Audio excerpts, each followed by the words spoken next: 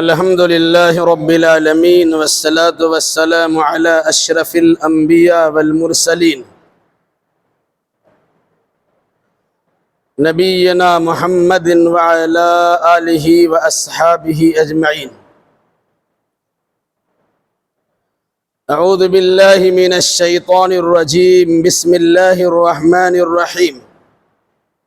والطور وكتاب مسطور في رق منشور والبيت المعمور والسقف المرفوع والبحر المسجور إن عذاب ربك لواقع ما له من دافع. اس سورہ کا نام ہے سورہ طور. طور ایک پہاڑ کا نام ہے جو طور سینا کے نام سے مشہور ہے، جہاں حضرت موسیٰ علیہ السلام کو نبوت و رسالت ملی تھی.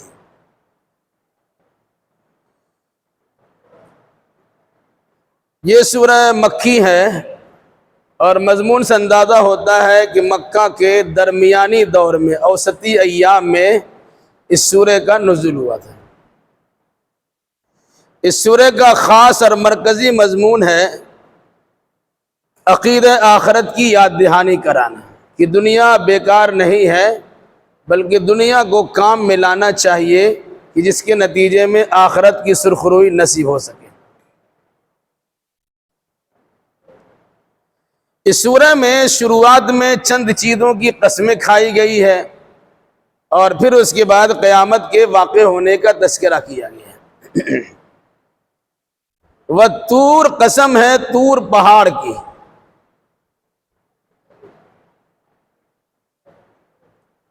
وکتاب مستور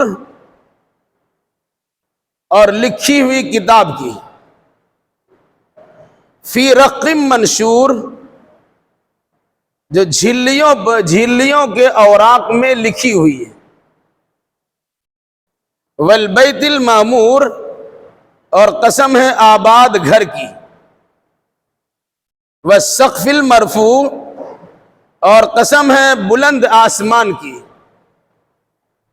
والبحر المسجور اور قسم ہے لبریز سمندر کی. ان 5 قسموں کے کھانے کے بعد اللہ تبارک و تعالی نے فرمایا ان عذاب ربک لواقع، یقیناً آپ کے رب کا عذاب واقع ہی ہونے والا ہے. اس سے پہلے کئی بار یہ بات آپ کے سامنے آ چکی ہے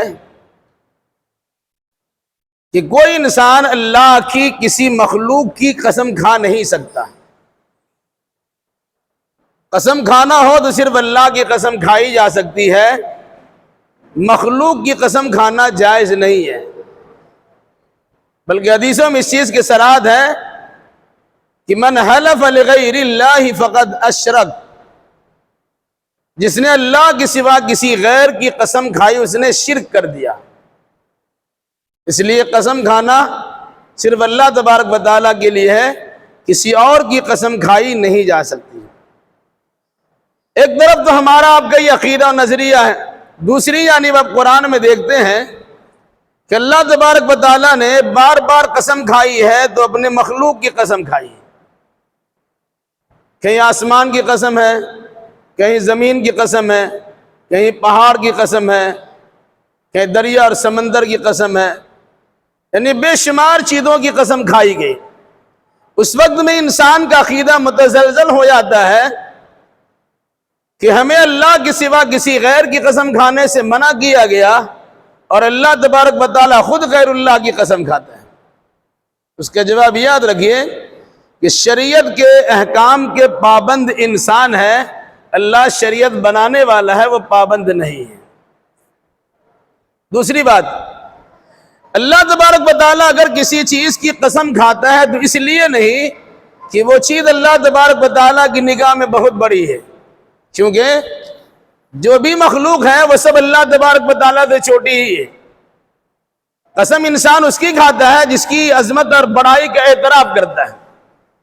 تو اللہ تبارک و تعالیٰ ان چیزوں کی قسم کھا کر یہ تاثر دینا نہیں چاہتا کہ یہ چیزیں ہم سے بڑی ہیں، بلکہ اس کے قسم کھانے کا مقصد یہ ہوتا ہے کہ لوگوں کے ذہن و دماغ سے اس بات کو قریب کیا جائے جس پر قسم کھائی جا رہی ہے، چونکہ انسان ان چیزوں کی قدر و منزلت کو پہچانتا ہے اور اس کی نگاہ میں اس کی بڑائی کا اعتراف ہے، تو بطور شہادت و گواہی کے اور ذہن و دماغ کو قریب کرنے کے اللہ تبارک و تعالیٰ غیر اللہ کی قسم کھاتا ہے کہ جس سے انسان کا آئے دن سابقہ پڑتا رہتا ہے۔ اب آسمان پہ آپ نگاہ اٹھائیں گے تو آسمان دیکھیں گے، ہماری نگاہ بہت بڑی چیز ہے جہاں تک ابھی ہماری پہنچ نہیں ہوئی ہے۔ جو ہی نگاہ نیچے آتی ہے تو زمین دکھتی ہے جس پر ہمارا رہنا سہنا ہوتا ہے۔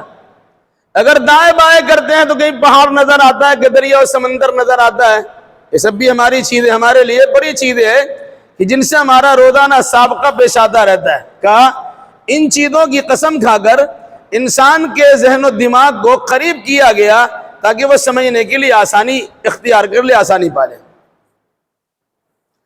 وہ طور قسم ہے طور پہاڑ کی، طور پہاڑ جس میں موسیٰ علیہ السلام کو اللہ نے نبی اور رسول بنایا۔ بہت مشہور بات ہے کہ آپ لینے گئے تھے آگ اور اللہ تبارک و تعالیٰ نے نبی بنا دیا۔ 8-10 سال حضرت موسیٰ علیہ السلام شیخ مدین کی یہاں نوکری کی ہے، وہاں سے بھی بچوں کے ساتھ جب واپس آ رہے تھے تو راستے میں ان کی اہلیہ کو آگ کی ضرورت پڑی، یا پھر کہا جاتا کہ میدان میں رات میں لمبا سفر کرنے کے نتیجے میں عطا پتہ نہیں چل رہا تھا کدھر کا رخ کیا جائے، تو اس کے لیے موسیٰ علیہ السلام نے راستہ معلوم کرنا چاہا اور گرمی کے حصول کے لیے آگ لینا چاہیے، تو دور سے نظر آیا کہیں پر کچھ آگ دکھ رہی ہے۔ موسیٰ علیہ السلام وہاں پہنچے تو پتہ چلا یہ آگ نہیں ہے، اور یہاں کو راستہ دنیاوی راستہ بتانے والا نہیں ہے، بلکہ اس آگ سے ایک آواز آتی انی انا اللہ، میں اللہ ہوں۔ اور پھر اس کے بعد موسیٰ علیہ السلام سے اللہ نے ہم کلامی کا شرف ان کو بخشا اور موسیٰ علیہ السلام کو نبی اور رسول بنا دیا گیا۔ وہ طور پہاڑ ہے، اہل مکہ سے کہا گیا کہ تمہارے قریب میں طور پہاڑ ہے، جس پہاڑ پہ موسیٰ علیہ السلام کو نبوت و رسالت عطا کی گئی۔ اگر محمد صلی اللہ علیہ وسلم یہ کہتے ہیں کہ غار حرا میں اللہ نے مجھے نبی بنایا ہے، اس میں تعجب کی کیا بات ہے؟ دنیا میں قوم ایسی ہے جو یہودی قوم ہے جو موسیٰ علیہ السلام کو نبی مان رہی ہے اور ان کا مقام منصب کو تسلیم بھی کر رہی ہے، تو آپ اگر اسی طریقے سے محمد صلی اللہ علیہ وسلم یہ کہیں کہ ہمیں غار حرا میں گوشہ نشینی اور اعتکاف کرنے کے دوران اللہ تبارک و تعالیٰ نے نبی اور رسول بنایا اور قرآن مقدس کی آیتوں سے نوازا ہے، اس میں تعجب کی کوئی بات نہیں ہونی چاہیے۔ وَكِتَابٍ مَّسْطُورٍ، اور قسم ہے لکھی ہوئی کتاب کی۔ اس لکھی ہوئی کتاب سے مراد کسی نے کہا لوح محفوظ ہے، کسی نے کہا تورات ہے، کسی نے کہا آسمانی ساری کتابیں ہیں، اور بعض لوگوں نے کہا قرآن مجید ہے۔ مراد طور کے مناسبت سے وہ کتابیں ہیں جو آسمان سے نازل ہو چکی ہیں، چاہے تورات ہو، چاہے انجیل ہو، چاہے زبور ہو، کیونکہ قرآن مقدس سے پہلے یہ کتابیں نازل ہو چکی ہیں۔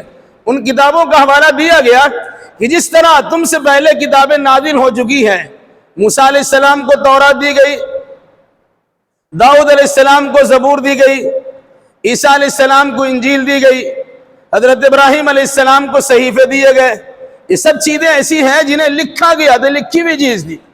تو جس طرح گزشتہ لکھی ہوئی کتابوں پر تمہارا اعتبار ہے، اسی طرح اگر یہ لکھ کر قرآن تمہارے سامنے آتا ہے کہ اللہ کے نبی صلی اللہ علیہ وسلم کو ملتے ہی اسے لکھواتے ہیں، پھر اسے پڑھ کے سناتے ہیں، اس میں ماننے میں تعجب کی کون سی بات ہے؟ فی رق منشور، وہ کتابیں جھلی کے کھلے ہوئے اوراق میں لکھے ہوئے، کھلے ورق میں لکھے ہوئے۔ کسی چیز کی حفاظت کرنا ہوتا اسے چمڑا پہ لکھا جاتا ہے، اور اونٹ کے چمڑا کا باریک حصہ جسے جھلی کہا جاتا اس پر لکھا جاتا تھا کہ اس کی حفاظت کی جا سکے۔ تو کہا اونٹ کے چمڑے کے باریک جھلی پر لکھی ہوئی کتابیں، چاہے تورات ہو، چاہے زبور ہو، چاہے انجیل ہو، ان کتابوں کی قسم کھا کر یہ بات کہی جاتی کہ اسی طریقے سے یہ قرآن بھی لکھا جائے گا، اس کی بھی حفاظت کی جائے گی۔ تو جس طرح تورات و زبور و انجیل اور دیگر آسمانی کتابوں کو ماننے کے لیے تیار ہو، اسی طریقے سے محمد الرسول اللہ صلی اللہ علیہ وسلم پر جو کتاب قرآن کے نام سے نازل ہو رہا ہے اسے بھی تمہیں مان لینے میں کوئی پریشانی نہیں ہونی چاہیے۔ والبیت المعمور، اور قسم ہے آباد گھر کی۔ آباد گھر بیت المعمور سے مراد، بعض لوگوں نے کہا خانہ کعبہ ہے کہ ہمیشہ آباد ہے۔ بیت اللہ الحرام خانہ کعبہ ایک سیکنڈ کے لیے ایسا نہیں ہوتا کہ کبھی خالی پڑا ہوگا۔ انسانوں کو اگر طواف کرنے کی یاد نہیں ہے، جنات طواف کرتے ہیں، فرشتے طواف کرتے ہیں، بلکہ بسا اوقات دیکھا گیا کہ پرندے بھی طواف کرتے ہیں۔ فرمایا گیا والبیت المعمور، آباد گھر کی قسم۔ دوسرے مفسرین لکھا آباد گھر سے مراد ہر آسمان پر اسی خانہ کعبہ کے بالکل سیدھ میں ایک گھر بنا ہوا ہے۔ دنیا میں بیت اللہ الحرام خانہ کعبہ ہے، پہلے آسمان پر بھی گھر ہے، دوسرے تیسرے بھی گھر ہے، چوتھے پانچویں بھی گھر ہے، چھٹے اور ساتویں بھی گھر ہے۔ وہ گھر سب کے سب آباد ہیں۔ پہلے آسمان پر جو گھر ہے اس کا نام کیا ہے؟ بیت العزت۔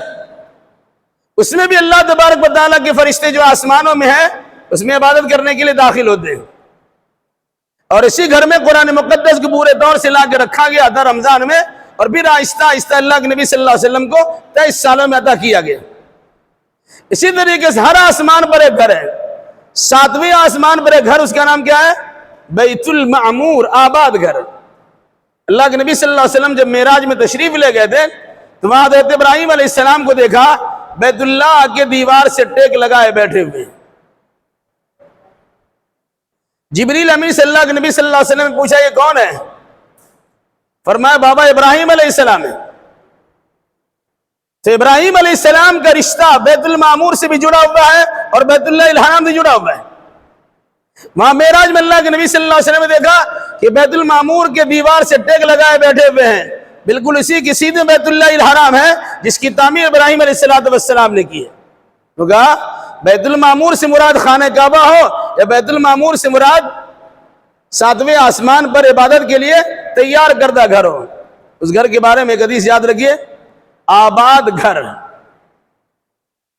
7ویں آسمان پر جو بیت المعمور ہے اس گھر سے متعلق اللہ کے نبی صلی اللہ علیہ وسلم کا ایک فرمان ہے کہ روزانہ 70,000 فرشتے بیت المعمور میں اللہ کی عبادت کرنے کے لیے داخل ہوتے ہیں۔ جو فرشتہ ایک مرتبہ اس میں عبادت کر لیا، قیامت تک اس فرشتے کو دوبارہ وہاں پہنچنے کا موقع نہیں ملے گا، عبادت کرنے کا موقع نہیں ملے گا۔ اس سے بھی اندازہ لگائے کہ فرشتوں کتنی بڑی تعداد ہو سکتی ہے۔ اس سے بھی اندازہ ہوتا ہے کہ اگر تعداد کسی کا زیادہ ہو تو باری باری اس کام کو کیا جا سکتا ہے۔ اسی مناسبت سے میں حج میں باری متعین کی گئی، اس سال اتنے لوگوں کو لیں گے، آئندہ سال اس کے بعد والے کو لیں گے، پھر اس کے بعد اتنے لوگوں کو لیں گے، وغیرہ وغیرہ۔ ادھر حقیقت بیت المعمور سے لیا گیا کہ 70,000 فرشتے داخل ہوتے ہیں، جو ایک بار داخل ہو گئے قیامت تک دوبارہ داخل ہونے کی اسے فرصت نہیں ملے گی، موقع نہیں ملے گا۔ وہ ہے بیت المعمور، آباد گھر، ہمیشہ گھر آباد رہتا ہے۔ آباد کس چیز سے؟ اللہ کی عبادت سے، ذکر و اذکار سے، دعا و مناجات سے۔ وہ گھر ہمیشہ آباد رہتا ہے، اسے بیت المعمور سے تعبیر کیا گیا۔ وہ 7ویں آسمان پر موجود بیت المعمور بھی مراد ہے، یا روئے زمین پر موجود بیت اللہ الحرام بھی مراد ہے۔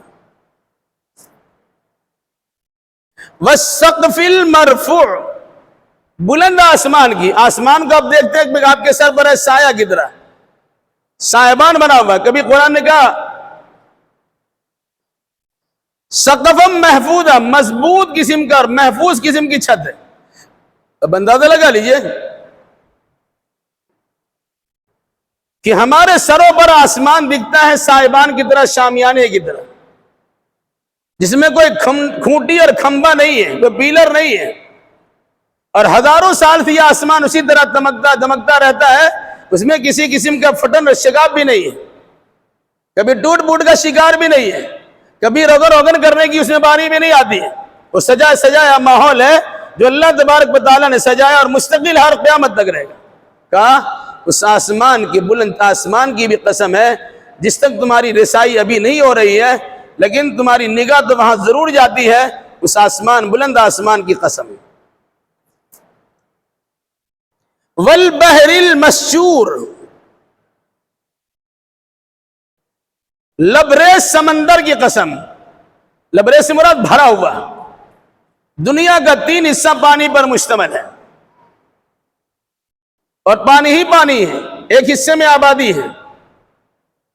کہا ان سمندروں کی قسم جن کے ذریعے سے تمہیں ہیرے جواہرات بھی میسر ہوتے ہیں، جن کے ذریعے سے تمہیں مچھلیاں اور کھانے پینے کے سامان ہی فراہم ہوتے ہیں، جس کے پانی کے سینوں پہ چڑھ کے تم ادھر سے ادھر دنیا کے کسی گوشے میں چلے بھی آتے ہو۔ کہا ان موجزن اور لبریز سمندر کی قسم۔ بس تفسیر کی روشنی میں ان بھڑکائے ہوئے سمندر کی قسم۔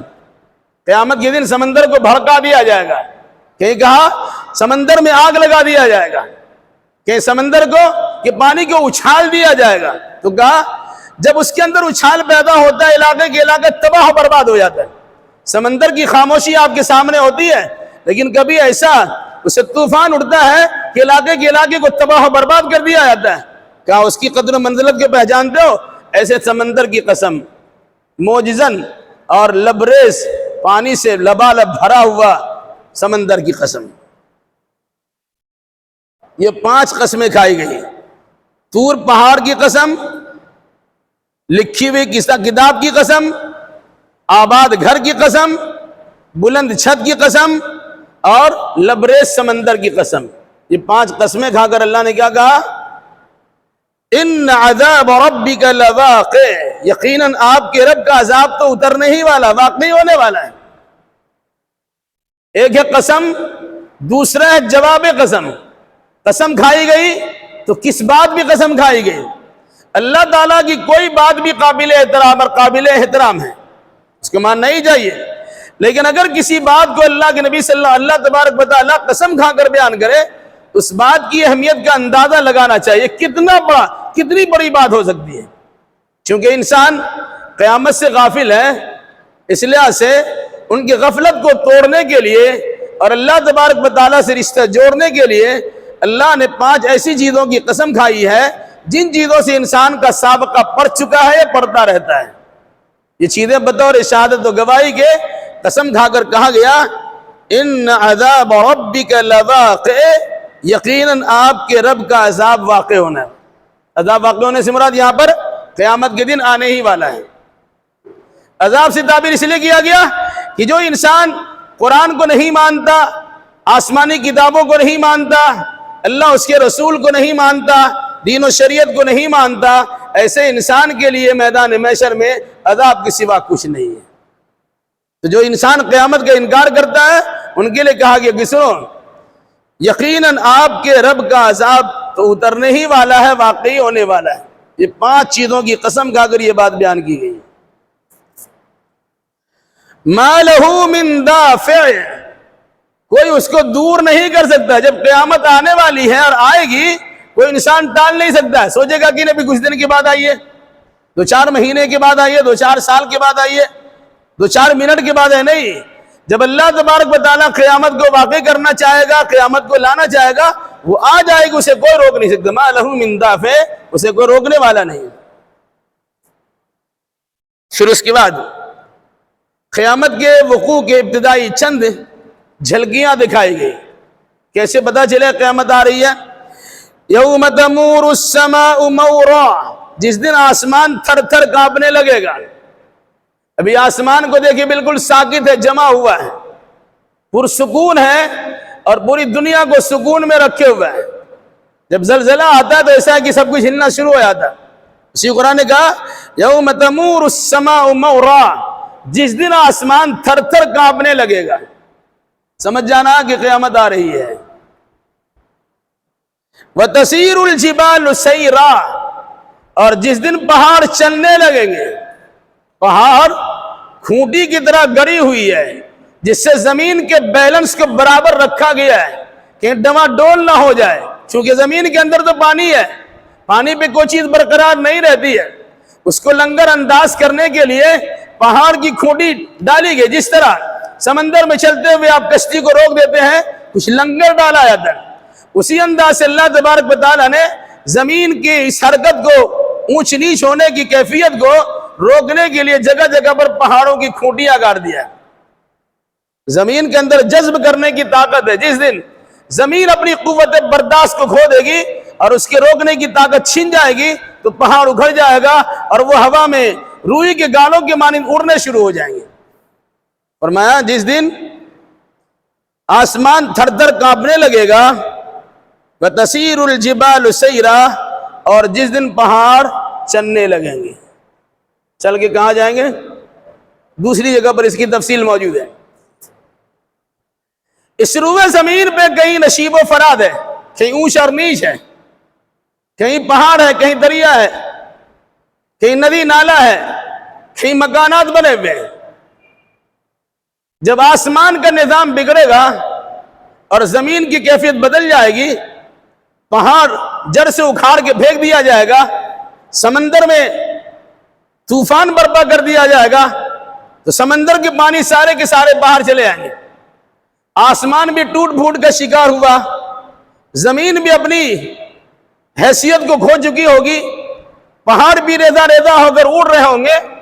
یہ پانی، سمندر کے جو پانی باہر کو آئیں گے، اس پانی کے بہاؤ میں پھر اس کے ملبے کو اسی سمندر کی گہرائی میں ڈال دیا جائے گا۔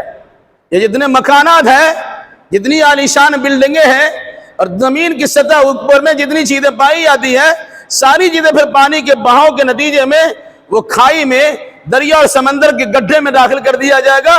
فقاعاً صفصفا، پوری روئے زمین مسطح زمین بن جائے گی اور اسی پر قیامت قائم ہوگی۔ پھر اس کے بعد آسمان و زمین کا نیا نظام بنے گا۔ جب کسی کو پرانے کو نیا بنانے کی کوشش ہوتی ہے، پہلے اسے توڑا جاتا ہے، پھر نیا بنایا جاتا ہے۔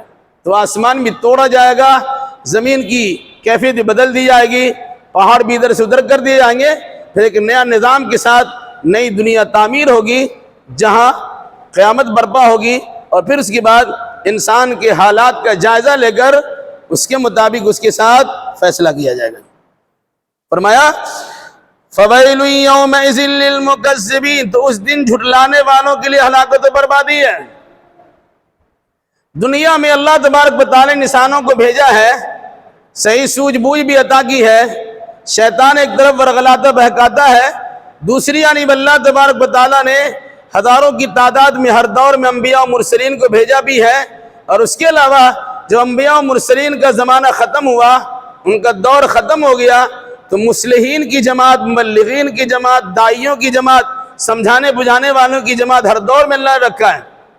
ان سمجھانے بجھانے والے کی بات آپ نہیں سنتے ہیں بلکہ ان کی تکذیب کرتے جھٹلاتے ہیں، تو یاد رکھیے انہوں نے اپنے لیے نہیں بلکہ آخرت کی کامیابی کے لیے آپ کو ڈرایا دھمکایا تھا۔ جنت کی خوشخبری آپ کو سنائی گئی تھی، جہنم سے آپ کو خبردار کیا گیا تھا، بچنے کے لیے خبردار کیا گیا تھا، لیکن آپ نے ان کی باتیں نہیں سنی ہیں۔ تو سنیے فَوَيْلٌ يَوْمَئِذٍ لِّلْمُكَذِّبِينَ، تو اس دن ہلاکت ان لوگوں کے لیے جو قیامت کو جھٹلاتے ہیں اور نبی اور رسول کو اور اللہ کو جھٹلاتے ہیں۔ الَّذِينَ هُمْ فِي خَوْضٍ يَلْعَبُونَ، جھٹلانے والے کی ایک صفت کا تذکرہ ہے، یہ لوگ وہ ہیں جو بات بناتے ہیں اور کھلواڑ کرتے ہیں، جس کا کوئی کام نہیں ہوتا وہ خواہ بات کرتے رہتے ہیں اور ہنسی مذاق بنا دیتے ہیں۔ اللہ اس کے رسول کے فرمان کے ساتھ کھلواڑ کرتے ہیں، یہ آسمانی نظام ہو کہ زمینی نظام ہو کہ سمندر کا نظام ہو کہ پہاڑوں کا گورنا ہو، یہ سب چیزیں ویسی ہی ہے۔ اس قسم کی لایانی باتیں کرتے ہیں اور گفتگو کرتے ہیں، یعنی اللہ اس کے رسول کی بات سے کوئی سروکار نہیں ہوتا بلکہ اس کا مذاق بھی اڑاتے ہیں اور اپنے کام میں اور اپنی باتوں میں مگن رہتے ہیں۔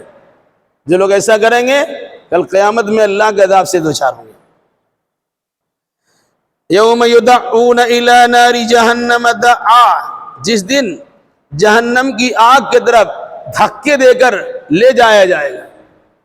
جو انسان قیامت کا جھٹلاتا ہے، جنت کو بھی جھٹلاتا ہے، جہنم کو بھی جھٹلاتا ہے، اللہ اس کے رسول کو بھی جھٹلاتا ہے۔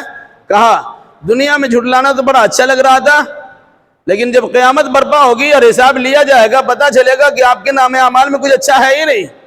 تو چلیے آپ جس جہنم کی دھمکی آپ کو دی جا رہی، چلیے گا مستقل رہیے گا بھائی، دنیا میں تو انکار کرے سے کیسے ہو سکتا ہے؟ دنیا ختم ہو جائے گی، مر کے مٹی مل جائیں گے، ہمارا نام و نشان مٹ جائے گا، پھر دوبارہ اٹھائے جائیں گے، پھر اللہ تبارک و تعالیٰ کا فرمان جاری ہوگا، پھر حساب کتاب ہوگا، پھر جنت و جہنم۔ یہ بات سمجھ میں نہیں آتی ہے کہ دنیا میں جھٹلایا کرتے تھے نا، یوم یدعون الی نار جہنم دعا، جس دن جہنم کی آگ کی طرف دھکے دے کر ان کو ہکا کے لے جایا جائے گا، ہذہ النار التی کنتم بہا تکذبون، تو کہا جائے گا یہی وہ جہنم ہے جس کو تم جھٹلایا کرتے تھے، جس کی تکذیب کیا کرتے تھے۔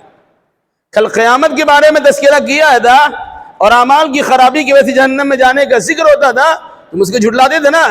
آج دیکھ لو وہ جہنم تمہارے سامنے ہے، میدان محشر میں جنت بھی لائی جائے گی، جہنم بھی لائی جائے گی۔ وجیء یومئذ بجہنم یومئذ یذکر الانسان وانى له الذکریٰ، انسان کے قریب جہنم کو کر دیا جائے گا، دیکھنے کے بعد اسے احساس ہوگا کہ دنیا میں کیا کھویا اور کیا پایا، کیا کیا کام کیا تھا، ساری چیز ان کی نگاہ میں گم جائے گی۔ اب وہ سوچے گا اب نصیحت حاصل کر لے اور جہنم سے بچ کے جنت میں چلا جائے گا، کب کہاں؟ یہاں تو عمل نہیں ہے، عمل کا بدلہ ملنے والا ہے۔ دنیا میں عمل کا بدلہ مل نہیں رہا تھا، وہاں صرف عمل کرنا تھا، تھوڑا تھوڑا بدلہ دنیاوی اعتبار سے ملا ہوگا، لیکن آخری بدلہ، بہترین بدلہ، سب سے ہمیشہ کا بدلہ جنت کی شکل میں، جہنم کی شکل میں جو ملنے والا ہے، اب میدان محشر میں معاملہ ہوگا۔ اس لیے اگر ہم نے آپ نے اس جہنم کا انکار کر دیا اور جہنم سے متعلق جو باتیں اس کی تکذیب کر دی، جھٹلا دیا، تو کل قیامت کے دن کہا جائے گا ہذہ النار التی کنتم بہا تکذبون، یہی وہ جہنم کی آگ ہے جس کے تم دنیا میں جھٹلایا کرتے تھے، جس کی تکذیب کرتے تھے۔ افسحر ھذا ام انتم لا تبصرون، کہ یہ بھی جادو ہے یا تمہیں سجھائی نہیں دیتا؟ جب انبیاء مرسلین ان کے سامنے باتیں بیان کرتے تو کہتے جادوگری ہے، یہ بات کی جادوگری ہے، یہ شعبدہ بازی ہے، یہ اپنی تقریر کے پھندے میں بھسانا چاہتے ہیں، اس قسم کی کوئی چیز ہونے والی ہے؟ اور مر کی مٹی یا مل جائیں گے، سڑ گل کے برابر ہو جائیں گے، پھر دوبارہ زندہ کیا جانا اور پھر جنت و جہنم میں جانے کی بات سمجھ میں تو آتی نہیں ہے۔ یہ خواہ مخواہ کی جادوگری کی بات کرتے ہیں، لوگوں کے ذہنوں سے کھلواڑ کھیلتے ہیں، ان کی بات ماننے کی ضرورت نہیں ہے۔ جب انسان دیکھے گا وہ جہنم تو فرشتے کہیں گے اللہ کی جانب سے یہی جہنم ہے، اس کا تم انکار کرتے تھے، اب بتاؤ کہ یہ بھی جادوگری ہے کیا؟ جادوگری میں حقیقت نہیں ہوتی ہے، صرف نظر بندی ہوتی ہے، شعبدہ بازی ہوتی ہے، انسان کی دماغ میں پھیلا دیا تھا، حقیقت اس کی کچھ نہیں ہے۔ موسیٰ علیہ السلام نے دیکھا جادوگروں کی لاٹھی کو، وقتی طور سے ڈر گئے، کہ پکڑ لو کچھ مسئلہ نہیں ہے، اپنی لاٹھی چھوڑ دو، اجدابن کو صرف تمام کو نکل کے ختم کر دے گا، کر دیا ویسی۔ تو کہا فسحر ھذا، یہ بھی جادو ہے کیا؟ ام انتم لا تبصرون، یا تمہیں سجھائی نہیں دیتا؟ اب آنکھ کے سامنے تمہارے ہیں، یہاں تو کوئی نظر بندی نہیں ہے، تم اس کی تپش محسوس کر رہے ہو، اس کی گرمی تمہیں دکھائی دے رہی ہے، اس کی آواز بھی، چیخ و پکار بھی تم سن رہے ہو، اس کے قریب ہونے کے نتیجے میں گرمی کی شدت و حدت تمہیں محسوس بھی ہو رہی ہے، کہ اب بھی دکھائی نہیں دیتا؟ اگر نہیں دکھائی دیتا تو سنو، اصلوھا فاصبروا او لا تصبروا، اس میں داخل ہو جاؤ، اب تم صبر کرو یا نہ کرو، تمہارا ٹھکانہ یہی ہے، چیخ و پکار کرو، چلا چلی کرو، جزا فضا کرو، رونا دھونا کرو، یا خاموشی سے اس میں رہو، تمہارا ٹھکانہ یہی، اصلوھا، اس میں داخل ہو جاؤ۔ جس جہنم سے متعلق تمہیں ڈرایا جا رہا تھا، تم نے جھٹلا دیا تھا، تم اسے جادوگری کی باتیں کہہ رہے تھے، آج تمہارے سامنے جہنم موجود ہے، تم اس میں چلا چلی کرو یا آرام و سکون کے ساتھ جاؤ، اب تمہارا معاملہ، اصلوھا، اس میں داخل ہو جاؤ، فاصبروا، صبر کرو، او لا تصبروا، یا صبر نہ کرو، سواء علیکم، تمہارے لیے سب برابر ہے، یعنی صبر کرو یا چلا چلی کرو، رونا دھونا کرو، جزا فضا کرو، شکوہ شکایت کرو، منت و سماعت کرو، اللہ کے دربار میں رو کہ اللہ ہم بخش دے، معاف کر دے، نہیں، کچھ ہونے والا نہیں، اب جاؤ جہنم میں، خاموشی سے جاؤ گے یا چلا چلی کر کے جاؤ گے، کسی بھی صورت میں تم کو جہنم میں تو جانا ہی جانا ہے، دونوں حال تمہارا برابر ہے۔ جہنم کیوں مل رہی ہے؟ انما تجزون ما کنتم تعملون، یقیناً یہ تمہیں تمہارے عملوں کا بدلہ ہے، جہنم میں خواہ مخواہ تم کو ڈالا نہیں جا رہا ہے، ایسا نہیں ہے تمہارے ذمہ کوئی جرم نہیں ہے اور تم کو جہنم پھینک دیا گیا، نہیں، دنیا میں جو تم اعمال کیے ہو وہ جہنمی اعمال تھے، وہ جنت میں جانے کے لائق اعمال نہیں تھے، اس مناسبت سے جہنم سے تمہیں اب سروکار ہے، جہنم میں تمہیں جانا ہے، جنت میں جانے والے اعمال کرتے جنت میں جاتے ہیں، چونکہ تم نے اللہ اس کے رسول کا انکار کر کے، اللہ کی کتابوں کا انکار کر کے، اللہ کے مقدس شاعر کا انکار کر کے اپنے آپ کو جہنمی بنا لیے ہو، تو اب تم جہنمی میں جاؤ، یہ تمہارے عملوں کا بدلہ ہے، تمہارے عملوں کا نتیجہ ہے۔ در حقیقت کسی انسان کو جہنم میں یوں نہیں ڈالا جائے گا، بلکہ اعمال کی خرابی کی بنیاد پر جہنم میں ڈالا جائے گا۔ اسی طریقے سے جنتی انسان سے بھی کہا جاتا کہ تمہارے عملوں کا بدلہ ہے، اللہ کی رحمت خاص ہوتی ہے، اللہ ان کو بخش دیتا ہے اور ان کے اچھے اعمال کی قدر دانی کرتا ہے، پھر اسے جنت میں پہنچا دیتا ہے۔ جنت ہو یا جہنم، انسان کے کرتوت کا بدلہ ہوتا ہے۔ فرمایا انما تجزون ما کنتم تعملون، یقیناً تمہیں جو بدلہ دیا جا رہا ہے یہ تمہارے عملوں کا بدلہ ہے۔